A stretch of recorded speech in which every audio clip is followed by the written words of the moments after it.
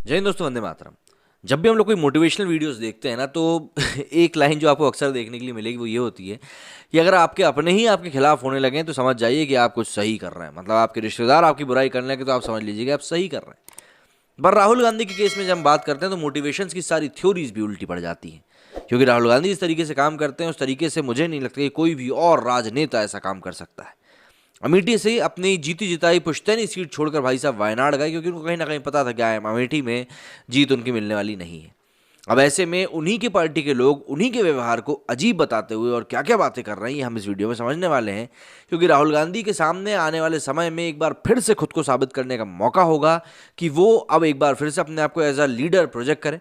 हालांकि अभी तक उनकी बहनियां जो है वो आगे निकल गई हैं और वो यूपी में कमान संभाल चुकी हैं, लेकिन चुनाव अकेले यूपी में नहीं है। पंजाब की अगर हम बात करें तो पंजाब कांग्रेस की क्या हालत है ये किसी से छुपी हुई नहीं है। मतलब बस वो लोग एक दूसरे को गाली गलौच नहीं दे रहे हैं, बाकी तो सभी कुछ वहां पर चल ही रहा है।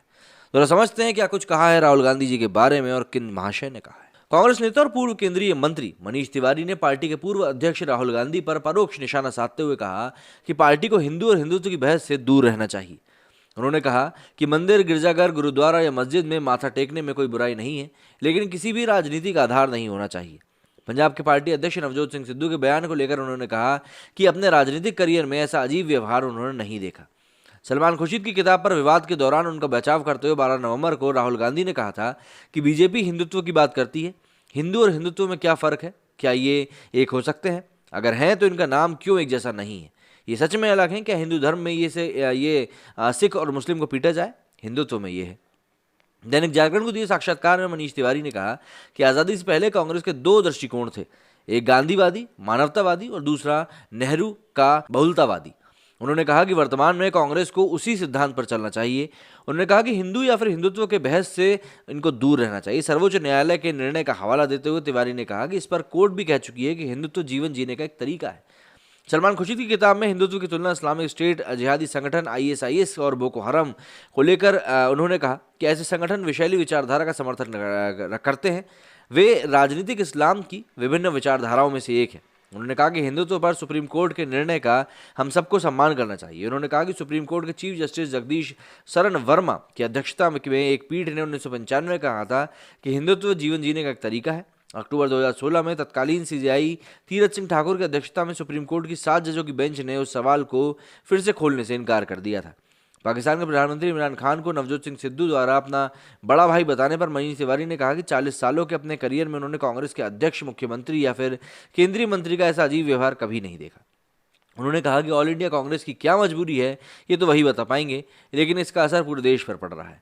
मनीष तिवारी 17 अक्टूबर 2021 को कहा था कि दक्षिण एशिया में एक बड़ा इस्लामिक एजेंडा काम कर रहा है जो गैर मुस्लिमों को लगातार निशाना बना रहा है। तिवारी ने कश्मीर और बांग्लादेश में हिंदुओं पर टारगेटेड अटैक को आपस में जोड़कर बताया था। कांग्रेस नेता ने ट्वीट किया था कि क्या कश्मीर में हो रहा गैर मुस्लिमों की हत्या, बांग्लादेश में हो रही हिंदुओं की हत्या और पूंछ में नौजवानों की शहादत में कोई लिंक है? शायद ऐसा है। दक्षिण एशिया में एक बड़ा इस्लामिक एजेंडा है जो कि इस समय काम कर रहा है। अब आपकी ही पार्टी से अगर कोई व्यक्ति सामने आकर ऐसी बात करे तो आपके मन में तो सवाल खड़े होंगे ही कि यार ये आखिर चल क्या रहा है। पर राहुल गांधी इन सब चीज़ों से बहुत ऊपर उठ चुके हैं और वो इन चीज़ों को लेकर कुछ सोचते भी नहीं है। लेकिन मनीष तिवारी ने जो आरोप लगाए वो आरोप सिर्फ राहुल गांधी तक ही सीमित नहीं रहे या फिर नवजोत सिंह सिद्धू तक ही सीमित नहीं रहे। उनके आरोपों में 26/11 का भी अब एक मेंशन निकलकर सामने आया है। 10 flagship points, 20 years national security situations that impacted India, ये किताब है, कांग्रेस नेता मनीष तिवारी ने लिखी है। बाजार में ये 1 दिसंबर 2021 से उपलब्ध होगी। खबर यह है कि लेखक ने अपनी ही पार्टी की इस किताब में खबर ले ली है। मनीष तिवारी का कहना है कि 26/11 के बाद पाकिस्तान के खिलाफ कार्रवाई करनी चाहिए थी। तब की कांग्रेसी मनमोहन सरकार को घेरते हुए लेखक ने लिखा है कि एक ऐसे देश के लिए जो सैकड़ों निर्दोष लोगों के नरसंहार पर भी झिझकता नहीं है, उसके साथ संयम बरतना शक्ति का प्रतीक नहीं हो सकता, बल्कि इसे एक कमजोरी की निशानी माना जाता है। इस किताब में वो आगे लिखते हैं कि 26/11 मुंबई हमले की तुलना अमेरिका के 9/11 से की गई। उन्होंने 26/11 के बाद शब्दों से ज़्यादा कार्रवाई की गूंज, मतलब कि actions must speak louder than words की वकालत करते हुए लिखा कि भारत को उस समय अमेरिका की तरह ही जवाबी कार्रवाई करनी चाहिए थी। मनीष तिवारी ने एक ट्वीट करते हुए लिखा कि happy to announce that my 4th book will be in the market shortly, 10 flash points, 20 years national security situations that impacted India. The book objectively delves into every salient national security challenge India has faced in the past 2 decades. Obviously बात तो यहाँ पर भाजपा की भी बात होगी ही। 26 नवंबर 2019 की बात है। मनीष तिवारी ने तब एक ट्वीट किया था इसमें लिखा था कि what would have happened to Pakistan if 26/11 would have happened unfortunately in the US and the smoking gun would have nailed Pakistan conclusively as it did in the case of the Mumbai outreach. I often wonder. उस समय मनीष तिवारी के tweet का सारांश यही था कि भाई अगर ये चीज़ पाकिस्तान की जो हुई थी इंडिया के साथ, वो अगर अमेरिका के साथ हुई होती तो कुछ और ही बात निकल कर सामने आती।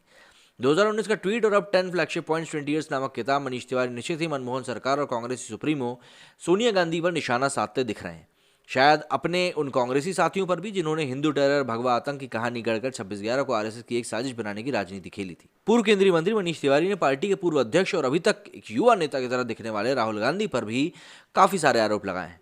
मतलब उन्होंने कहा है कि भाई ये हिंदू मुस्लिम जो करते रहते हैं वो कहीं से कहीं तक समझ में नहीं आता है। आपका क्या कहना है इस मामले में, मुझे कमेंट करके जरूर बताइएगा। मेरे इस वीडियो में फिलहाल इतना ही। जय हिंद, जय भारत।